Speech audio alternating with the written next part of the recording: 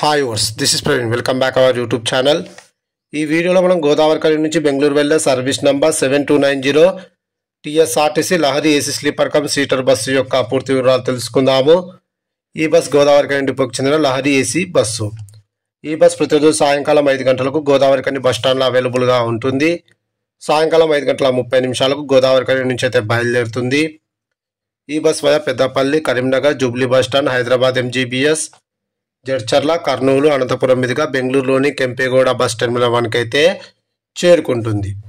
ఈ బస్ పెద్దపల్లికి సాయంకాలం 5:50, కరీంనగర్కు రాత్రి 7 గంటలకు, జూబ్లీ బస్ స్టాండ్కు రాత్రి 9:40, హైదరాబాద్ ఎంజీబీఎస్కు రాత్రి 10:35, జడ్చర్లకు అర్ధరాత్రి 12:30, కర్నూలుకు అర్ధరాత్రి 2 గంటలకు, అనంతపురంకు తెల్లవారుజామున 4:30, బెంగళూరులోని కెంపేగౌడ బస్ టెర్మినల్ 1కు ఉదయం 7:55 అయితే చేరుకుంటుంది. గోదావరిఖని నుంచి బెంగళూరుకు సుమారుగా 816 కిలోమీటర్ల దూరం ఉంటుంది. గోదావరిఖని నుంచి బెంగళూరుకు టోటల్ జర్నీ అవర్స్ 14:25. గోదావరిఖని నుంచి బెంగళూరుకు బస్ ఫేర్ రిజర్వేషన్తో కలిపి స్లీపర్ అయితే 2300 రూపాయలు అయితే అవుతుంది.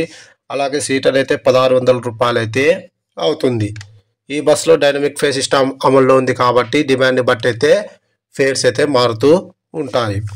ఇప్పుడు మనం బెంగళూరు నుంచి గోదావరిఖని వెళ్ళే service number 7291 TSRTC Lahari AC sleeper cum seater bus యొక్క పూర్తి వివరాలు తెలుసుకుందాము. ఈ బస్ ప్రతిరోజు సాయంకాలం 5:30 బెంగళూరులోని కెంపేగౌడ బస్ టెర్మినల్ 1లో అవైలబుల్గా ఉంటుంది. సాయంకాలం 6 గంటలకు బెంగళూరులోని కెంపేగౌడ బస్ టెర్మినల్ 1 నుంచి అయితే బయలుదేరుతుంది.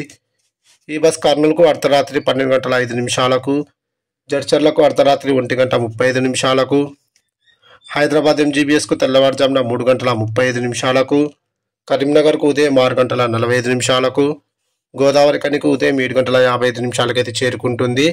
బెంగళూరు నుంచి గోదావరిఖనికి total journey hours 13:55. Please like and subscribe my YouTube channel. Thank you.